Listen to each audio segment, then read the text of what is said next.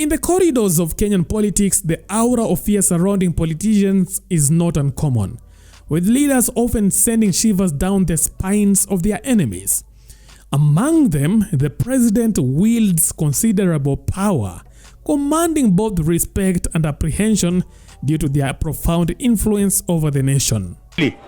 Tabia kama hii mimi sitaki tena. Kwa mkutano ya rais mimi sitaki watu wa kupiga makelele. Ninyi mnasikia? Hii ni kukosa heshima. Mimi nataka kila kiongozi apatiwe heshima. But behind every president stands a first lady, often mingling with select individuals and leaving their mark on history. Today in this episode, we dive into the profiles of Kenya's most feared first ladies who have lived and graced the presidential circles. Hello, my name is Chief Okuzo from Plug TV. Since gaining independence, Kenya has seen 5 presidents: Jomo Kenyatta, Daniel Moi, Mwai Kibaki, Uhuru Kenyatta, and William Ruto, each accompanied by a spouse: Mama Ngina Kenyatta, Lena Moi, Lucy Kibaki, Margaret Kenyatta, and Rachel Ruto, respectively. Each of these women possessed a unique persona that distinguished them in the public eye.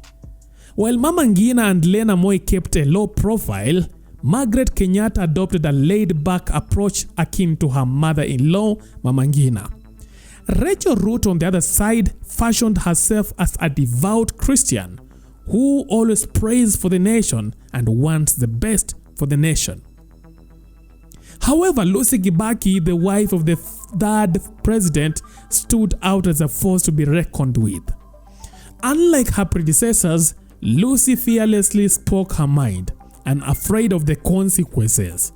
She found herself embroiled in numerous controversies, from storming the Nation Media Group newsroom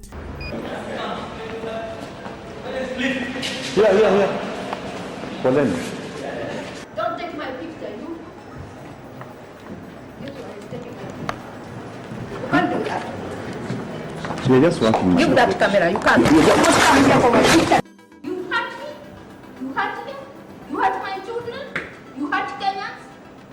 You hurt our friends. Sure, but we are decent family.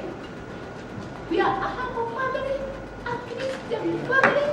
to demanding the arrest of journalists to even resorting to physical altercations, such as the infamous incident where she slapped a government MC during the Jamhuri Day State House celebration for an incorrect introduction, where the MC introduced her as Lucy Wamboi instead of Lucy Muthoni. And Mary Wamboi at that time was widely rumored to have ties to retired President Mwai Kibaki, although he vehemently denied this during a televised statement. Following the altercation, the man involved was swiftly removed by President Kibaki's security team, and a replacement MC was found. Journalists present at that event were compelled to delete any footage of the incident, amid speculations about another wife of President Kibaki, who happened to be Mary Wamboi, whom Lucy Kibaki perceived as a significant threat to her marriage at that time. Clues. Lucy got up from her seat, walked to the man, an undersecretary in the office of the president, and slapped him before returning to her seat. The man was whisked away. Journalists from the Nation Media Group were the only members of the press from an independent media house and filmed the incident on tape. But their joy of a scoop was short-lived. The cameraman was summoned to one of the rooms at State House and watched as the footage was erased. So was the only still picture of Mama Lucy in the act. Now, Lucy asserted her position as the only legally recognized spouse of the president through a press statement.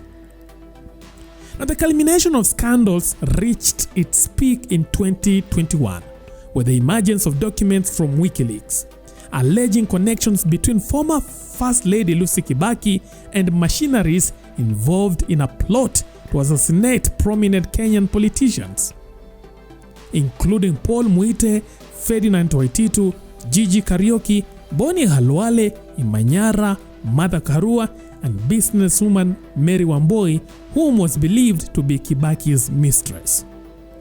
In 2006, reports surfaced accusing the then Vice President Kalonzo Musyoka of striking a deal with his superior at the time, who happened to be former President Mwai Kibaki.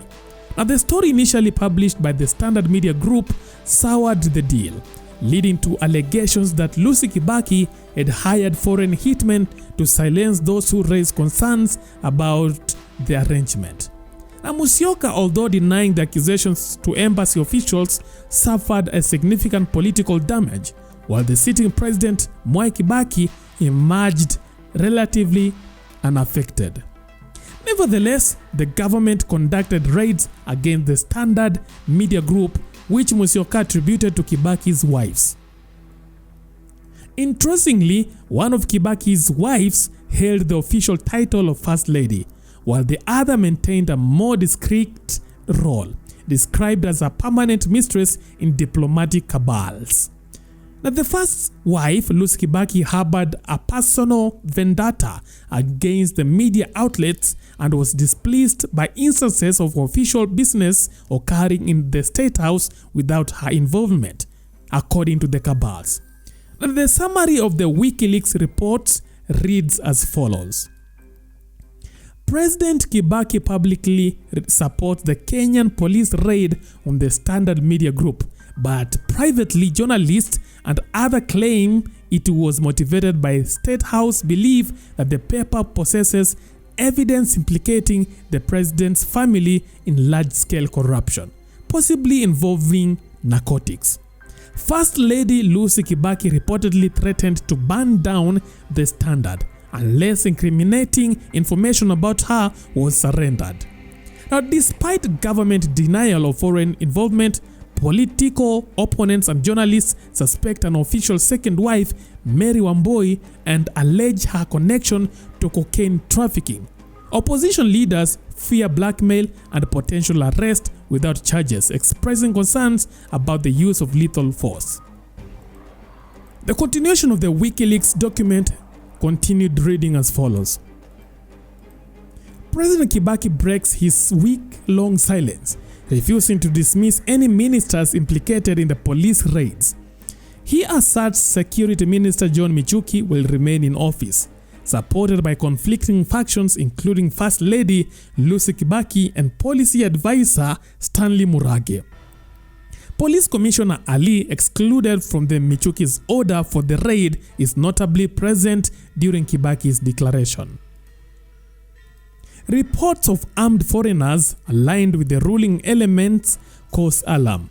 Despite government denials, evidence suggests foreign involvement in the raids, with journalists warned weeks prior about imported foreigners protecting the First family.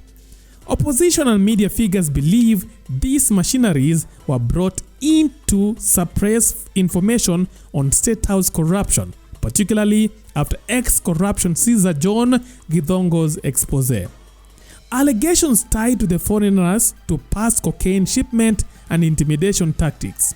Former Director of Public Prosecution Philip Murugor implicates Second Lady Mary Wambui, State House Advisor Stanley Murage, and Police CID Chief Joseph Kamau in bringing the machineries to Kenya, allegedly facilitated by Mary Wambui's connections during a trip to Dubai. That's how the Wikileaks document read. Another Wikileaks document was also released, where the former First Lady Lucy Kibaki was accused of conspiring with retired Police Commissioner Major General Hussein Ali to orchestrate the assassination of notable politicians, including Martha Karua and Gitobu Imanyara. A leaked letter from a Kenyan policeman implicated powerful figures within Mwai Kibaki's administration in these sinister plots. Highlighted revelations from the letter, which also implicated individuals in the government as the masterminds behind the assassination plans. Surprisingly, the letter suggests President Kibaki was unaware of these schemes and alleges that rehearsals for the assassinations involved the killing of prominent businessmen. Yani, these people practiced the assassination by killing prominent businessmen. Wow. Now, the leaked information from the Wikileaks identifies several politicians who were under surveillance for the potential assassination, including lawyer Paul Muite, Ferdinand Waititu, Gigi Kariuki, Boni Khalwale, Gitobu Imanyara, Martha Karua, and businesswoman Mary Wamboi, who was believed to be Kibaki's mistress at that time. Regarding the crackdown on the Mungiki sect, the letter claims that the police, led by the now defunct Kwekwe Squad, executed numerous killings, including 1,869 alleged members of the group and 631 suspected robbers. The letter's author admits to personally carrying out over 40 killings. Each member of the squad allegedly received a weekly allowance of 25,000 Kenyan shillings. The letter details gruesome tactics used by the police to eliminate members of the Mungiki, mirroring the brutal methods employed by the militia itself. It also implicates former head of the Special Crimes Prevention Unit, Richard Katola, who passed away in 2015, and mentions the mysterious deaths or disappearances of several police officers involved in the killings. Former Internal Security Minister George Saitoti, unaware of the operations, was reportedly used to disseminate official statements, and his death in a helicopter crash in 2012 under suspicious circumstances is mentioned in the letter.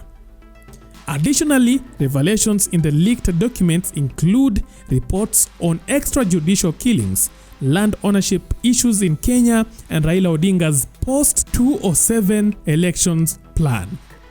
Now, the letter hints at a possible motive behind the killings of Kikuyu men, but does not clarify whether the targeted politicians were linked to the Mungiki or were targeted for other reasons. While the authenticity of this diplomatic gossip remains unverified, many speculate on the timing of the document's release, long after Lucy Kibaki's tenure ended.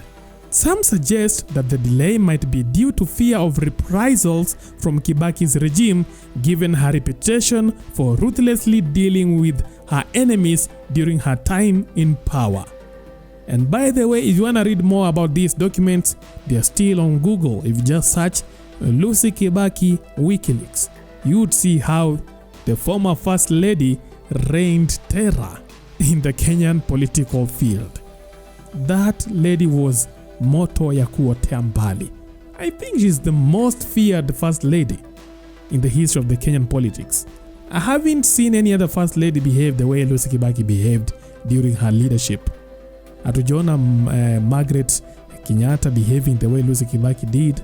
We haven't seen Rachel Ruto. We haven't seen even Mama Ngina, and even the former wife of the late President Daniel Moi. Nakwambia hiyo ndivyo siasa huwa inaendelea. Anyway, what are your thoughts? Leave your thoughts on our comment section. That is it for now. Thanks for watching. Let's see you next time. Bye bye.